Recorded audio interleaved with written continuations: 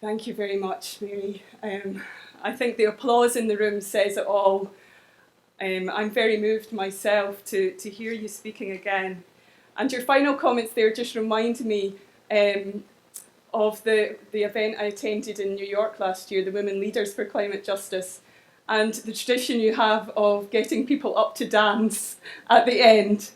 There's something so, it also reminds me of a meeting I was at recently in Nairobi, which was really profoundly about building a new paradigm, that sense of Ubuntu, that sense of Mihil. And we danced and we sang, because sometimes it's the strongest sign of resistance, is to actually to use your body to sing and to dance. I'm not proposing we will all get up before and dance and sing, but it's just, if you look at down history, many of the big changes have come not just through evidence based, of course we want to base everything we do on the strongest possible evidence, but on the spirit that puts that evidence into action. We have some time now. Mary has agreed to stay with us for the next 15 minutes, 20 minutes, to answer some questions. So I would ask, we have two questions have been pre-prepared, while the rest of you are putting your thinking caps on. So I would ask Anne-Marie Riley to ask her question first.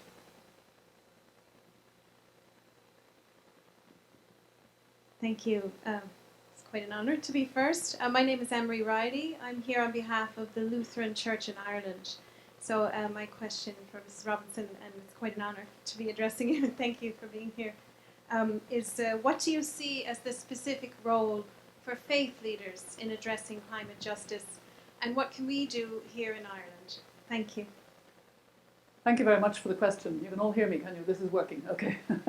I think it's a very good question, and I think we've got great leadership, obviously, from Pope Francis, but he's clearly reaching out to all, and reaching out in particular to other faith leaders. And I think it's important because if you think about where religious leaders tend to be, they tend to be in communities, they tend to be with people, they tend to be very influential with people.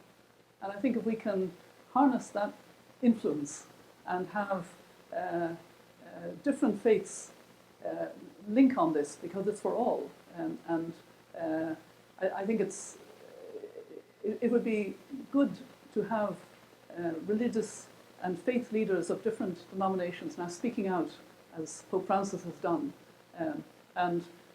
For example, this is Ramadan, during Ramadan,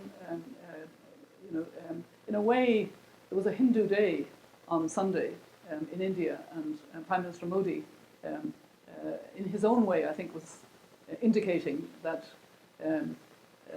there are good dimensions to a people who practice yoga, and so it can be done in different ways.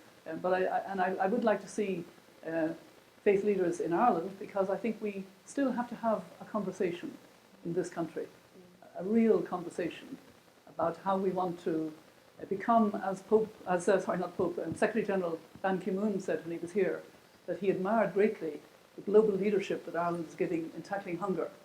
And he said, I want you to align your climate policy and give a similar leadership. Well, Secretary General isn't a faith leader in that sense, but he's a moral voice. And I think it's moral voices that are going to matter a lot. And so I would really encourage leaders of different faiths to speak out strongly, including in this country.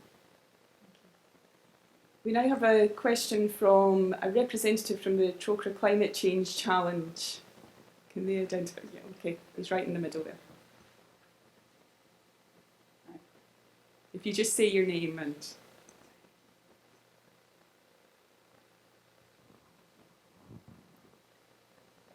I'm Carl Hanifin, and I'm just an average TY student from Tralee. Anyway, my question is, according to World Bank Group leader Kim Young-kim, ending poverty and ensuring sustainability are the key challenges of our time, and energy is central to both of them.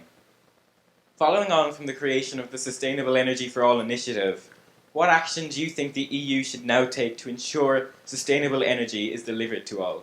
Thank you.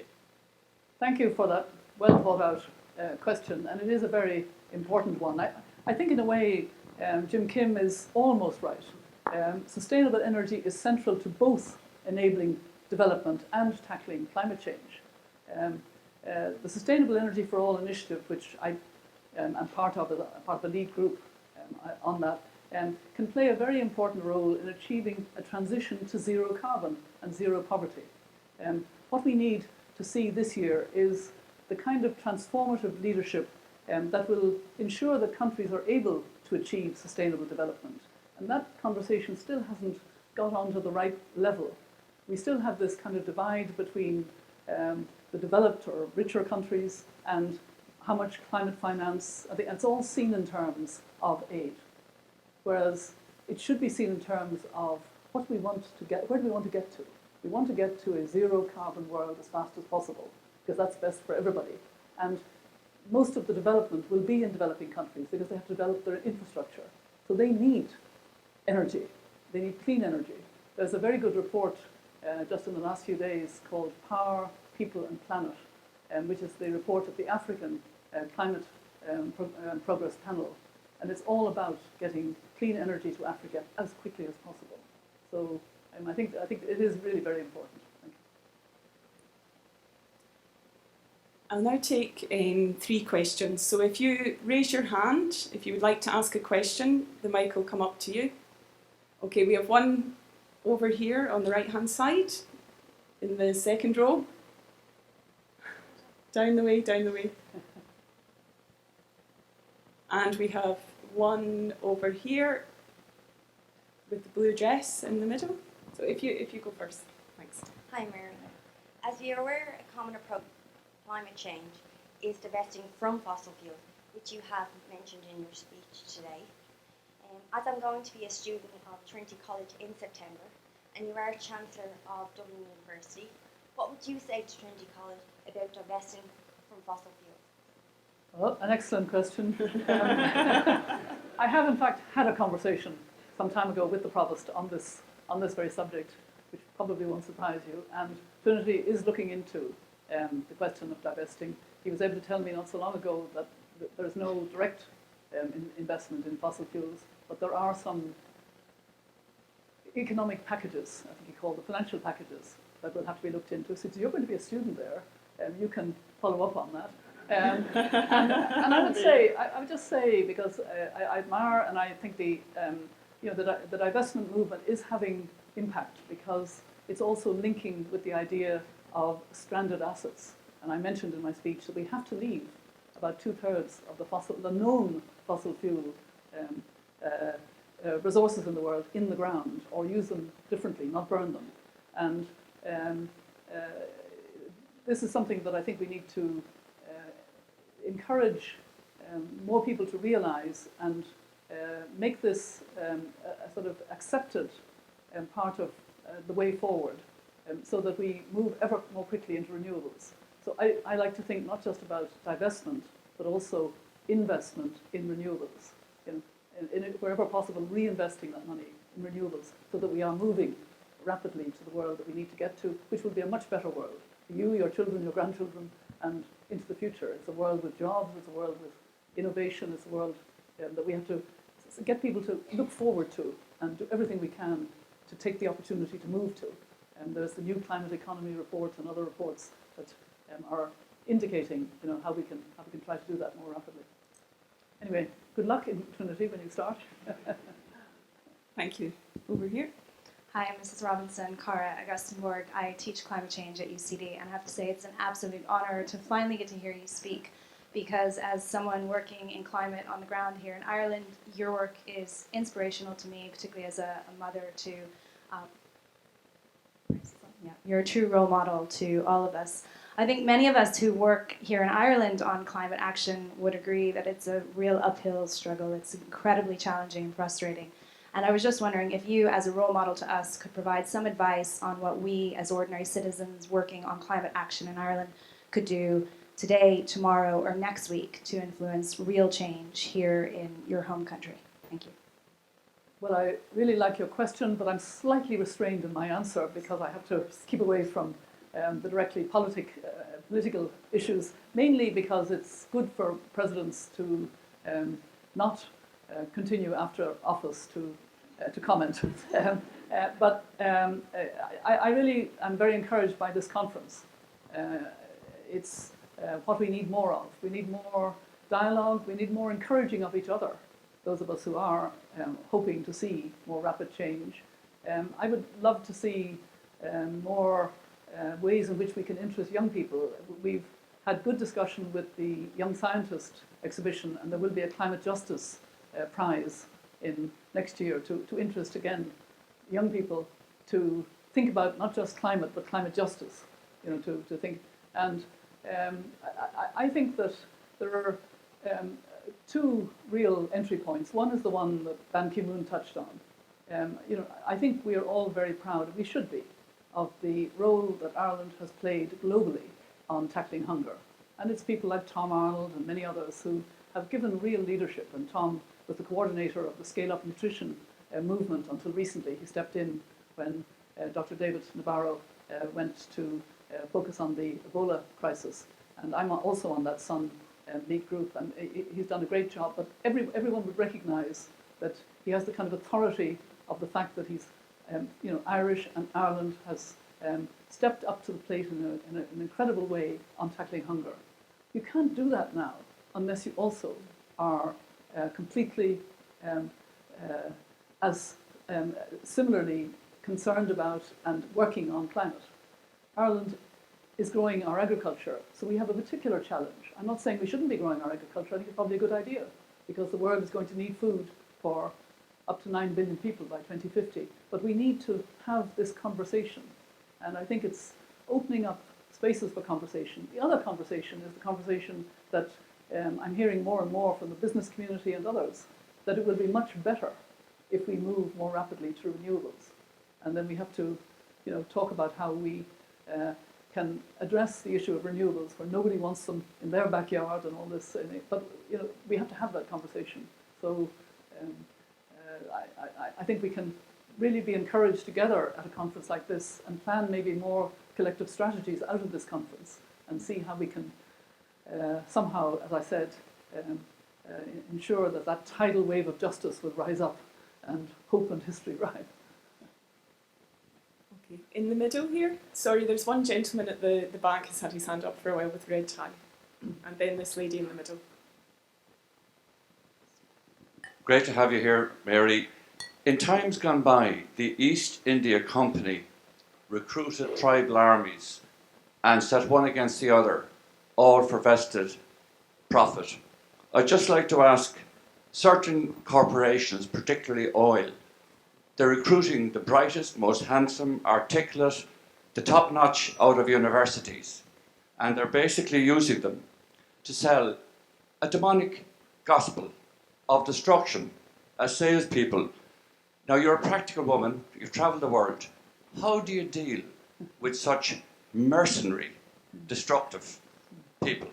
Thank you. Well,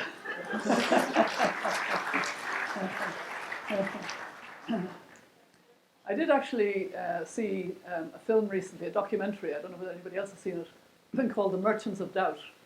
And it echoes some of your sentiments, to say the least.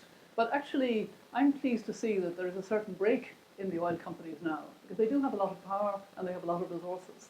But 7 of them, European companies, have now said they want to work with the UN to get a price put on carbon. And we do need a price put on carbon, because carbon is polluting. Carbon is damaging our world. And we need to make it more expensive. We need to put a price on it. We also need to safeguard poor people from the impact of that, which would be rising prices for fuel and even for food. So we have to do it the climate justice way, but we do need to do it. And I think we need to put more pressure on oil leaders and oil companies, and in particular coal companies, in order that they don't open up new coal plants rather than start closing the coal plants that they have already. There are plans, as you probably know, in the world for a very significant number of coal plants, but then that comes back, as far as I'm concerned, to the need for greater solidarity. Prime Minister Modi in India has expressed, put forward very ambitious plans to go solar, and he's going to do that.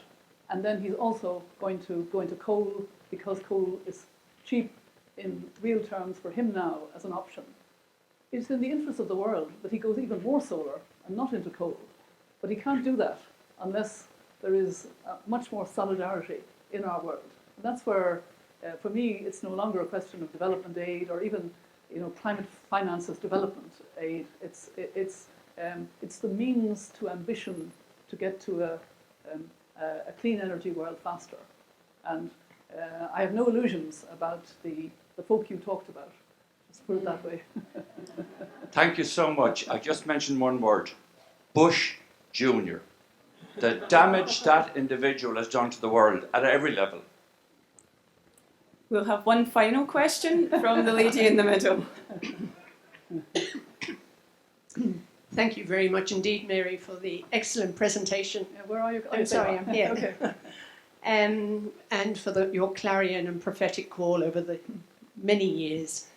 I'm Denise Boyle, representing Mercy International, and we're working on the Global Justice Programme. We have an incredibly professional, dedicated group at the UN in New York who've been following very closely the SDGs, particularly the Sustainable Development Goal number 6. The human, and what they are lobbying for is to have the human right to water and sanitation included, which has been confirmed by the Human Rights Council Commission. However, the enormous roadblock is the private sector. So this is the last week in which they're lobbying. It's a massive network.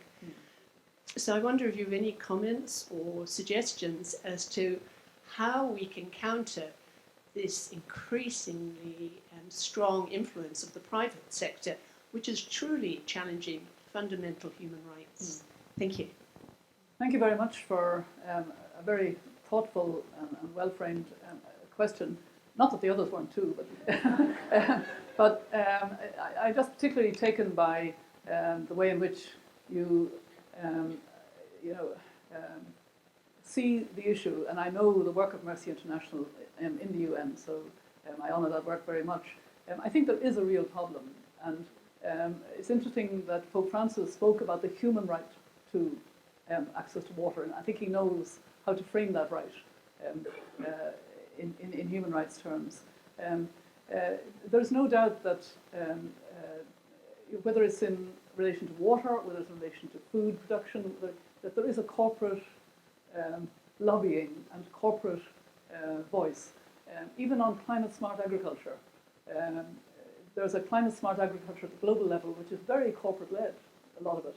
And then there is climate smart agriculture in Africa, which is trying to be bottom up, a small farmer led.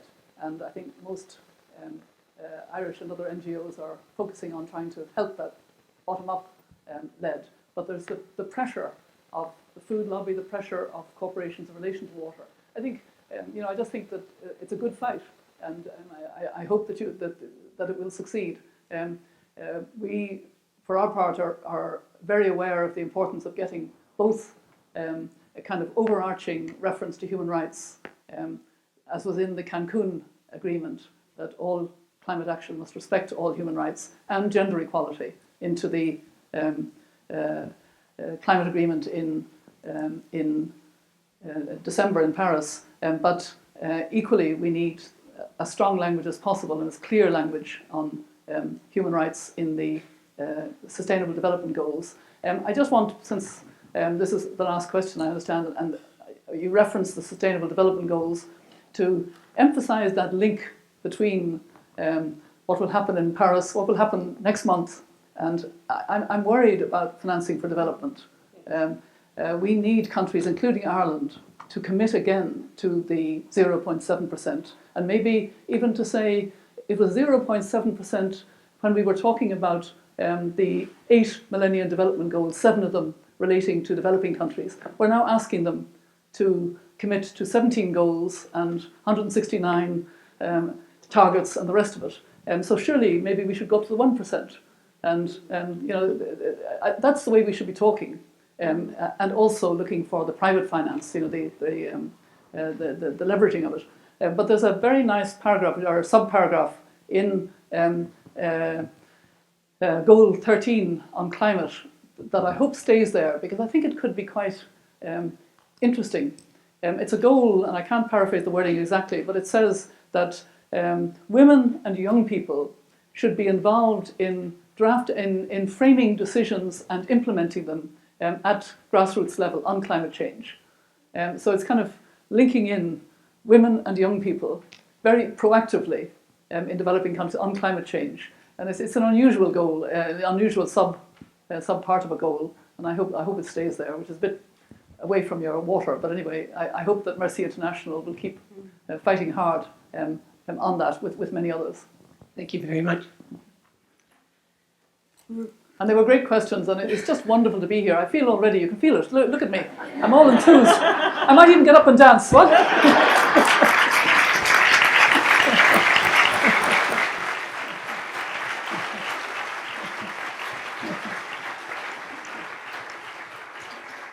Well, Mary, thank you so much. I think this session has far exceeded our expectations in terms of the start to this conference. I think we'll be going to bed tonight, for those of us who are coming back tomorrow, with lots of thoughts in our heads, lots of ideas, lots of challenges, provocations that we need to bring back with us tomorrow when we return.